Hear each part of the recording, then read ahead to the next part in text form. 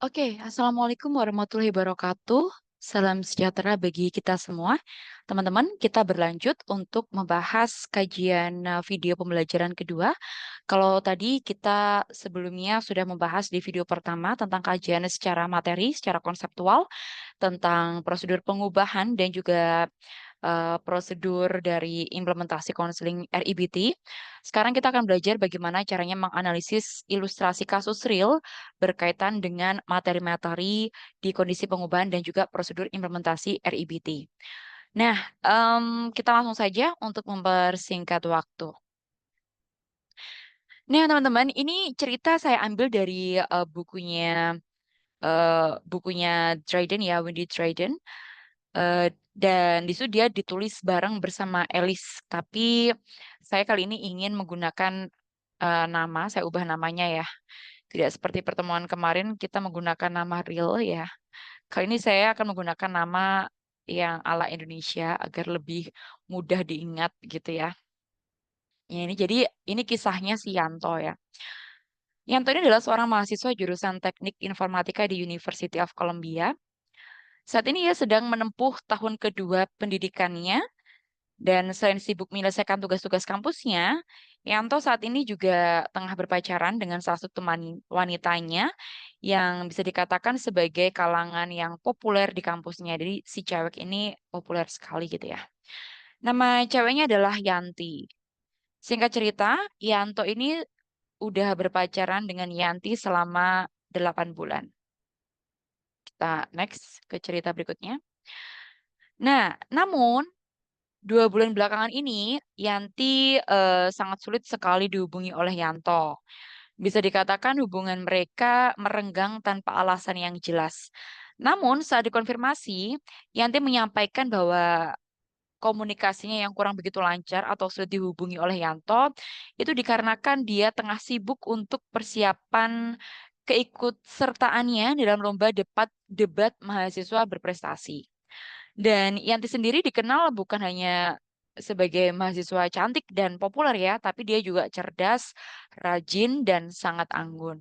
Hal itulah yang seringkali membuat Yanto khawatir jika seandainya ada laki-laki lain yang lebih tampan menggoda Yanti.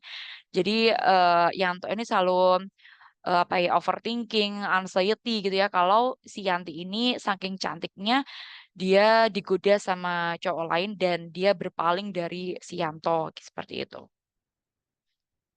Next ceritanya, pertengkaran demi pertengkaran antara Yanto dan Yanti semakin tidak bisa terhindarkan. Lama-kelamaan Yanti merasa terkekang oleh Yanto dan imbasnya bahkan ia menjadi tidak konsen dengan persiapannya dalam mengikuti lomba debat. Namun di saat bersamaan, Yanti menemukan kenyamanan akan hadirnya Yusuf sebagai salah satu partnernya dalam lomba debat tersebut.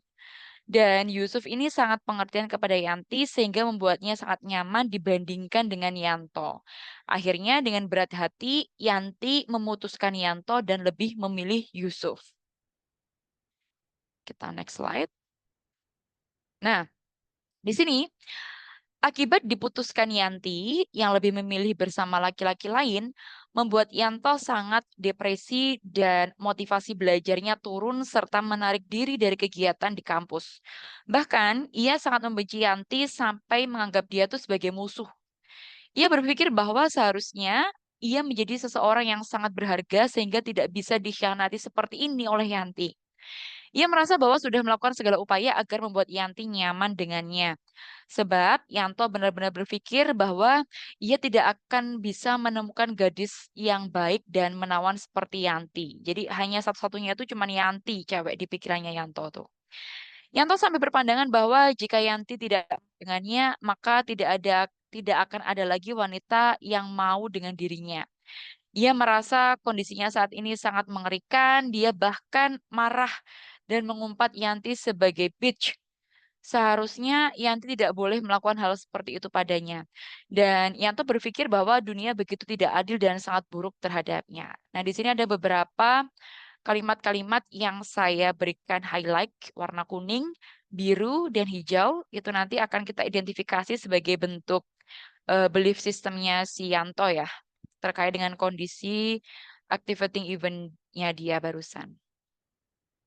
Nah, dan pada akhirnya karena dia sudah amat sangat depresi dan diputuskan oleh si Yanti, Yanto tidak kuat dan dia memutuskan untuk datang ke seorang psikoterapis RIBT terkait dengan kasusnya tersebut.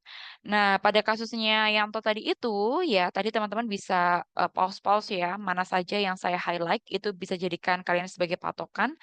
Nah, barulah di situ saya membuat suatu bagan di sini. Ini bagian yang menjelaskan A, B, C, dan D.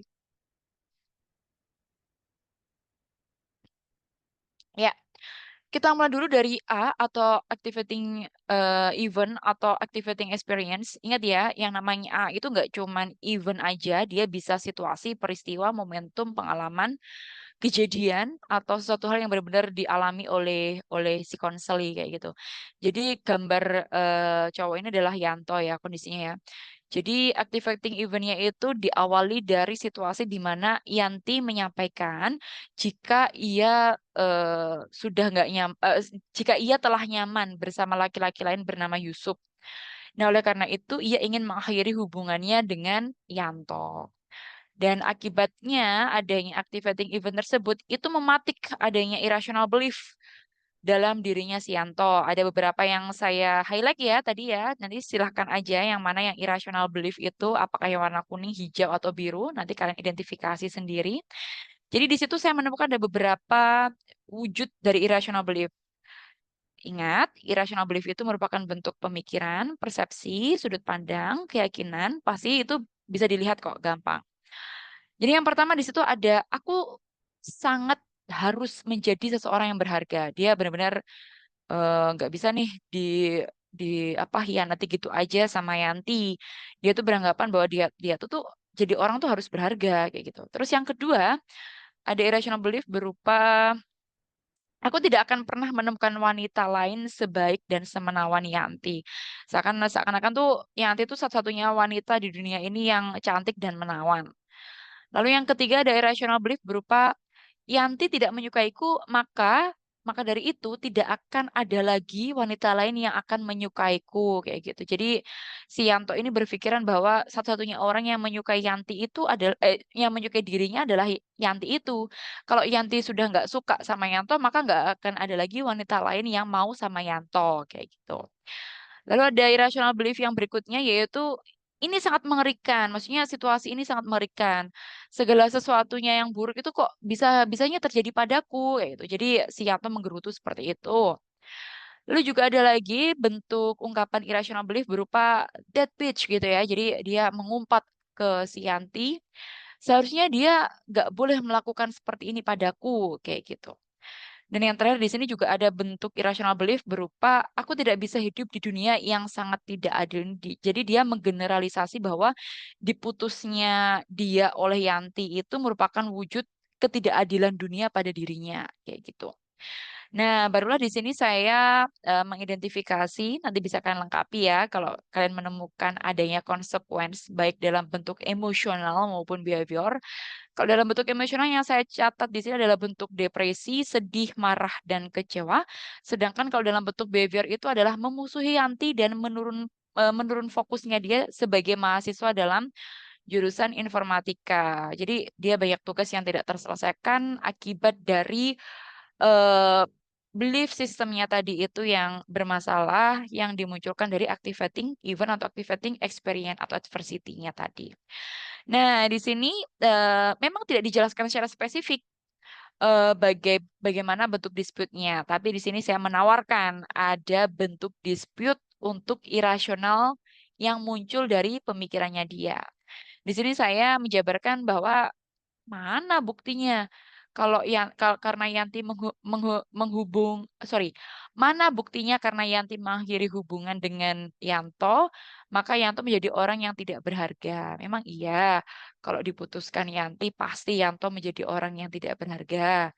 Atau Yanto tidak akan bisa menjalin hubungan dengan wanita lainnya. Apa iya? Apakah logis? Apakah apa? Apakah bisa dibuktikan secara empiris kalau cuman Yanti tok yang cuman tertarik dengan Yanto kayak gitu.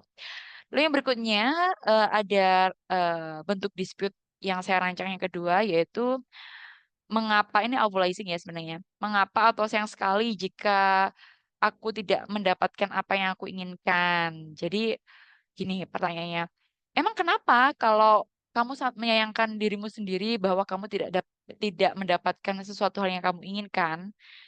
Terus yang ketiga di sini dispute-nya adalah bagaimana bisa Yanti menjadi orang yang jahat karena memutuskan hubungan dengan Yanto. Bagaimana penjelasan rasionalnya kayak gitu kan. Karena memang tadi kan di awal diceritakan bahwa si Yanto ini overprotective dan membuat Yanti tidak nyaman. Jadi kalau diputuskan Yanti memang itu merupakan tindakan yang jahat kayak gitu. Nah, jadi dia mengovergeneralisasi proses atau kejadian yang terjadi pada dirinya. Dan di sini ada jabaran tentang new emotional consequence or effect. Di sini saya membentuk jabarannya dalam bentuk kesedihan semua ya. Jadi, oke, baiklah, aku dan Yanti memang memiliki hubungan yang menyenangkan dulu, dan aku menyesal melihatnya berakhir seperti ini. Jadi dia sadar bahwa dia sudah diputuskan. Terus ada klausul yang kedua dari new emotional consequence or effects, yaitu aku menyesal melihatnya berakhir, hubungannya dia dengan Yanti berakhir. Tapi hubungan itu memang mempunyai masalah dan sekarang aku bisa keluar dan mencari wanita lain yang baru. Jadi ada optimism di sini yang terbentuk sebagai wujud perubahan dari irasional menuju rasional belief dari si Yanto. Oke, teman-teman, ini adalah bentuk jabaran dari kajian ilustrasi kasus real. Ini nanti pasti akan menjadi acuan kalian dalam pertemuan tatap muka atau sinkronus pada pertemuan berikutnya untuk menganalisis kasus-kasus yang akan saya sajikan sebagai bahan latihan bersama. Gitu ya teman-teman ya, silahkan kalau ada yang ditanyakan bisa dicatat. Sekian dari saya untuk penjelasan ilustrasi kasus real. Oke, sampai berjumpa kembali. Salam sehat semuanya. Assalamualaikum warahmatullahi wabarakatuh.